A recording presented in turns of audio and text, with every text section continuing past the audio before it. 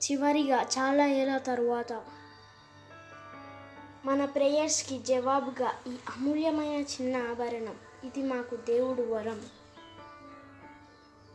మీరు అనుకోలేరు నేను ఎంతో సంతోషంగా ఉన్నాను. పెద్ద మంచంపై పడుకొని ఉన్న ఈ అందమైన ప్రాణిని కనుక్కోవడంలో బంగారు గింజలతో స్నానం చేసినట్టుగా మెరుస్తున్న నదిలో తేలుతుంది. చాలా అందమైన, చాలా సున్నితమైన. మిత్రమా, సంతోష సమయంలో కన్నీళ్ళేంటి? నేను పుట్టినప్పుడు సంతోషిస్తాను, కానీ ఇప్పటికీ 11 రోజులవుతుంది. అయినా తను తన కళ్ళని తెరవలేదు.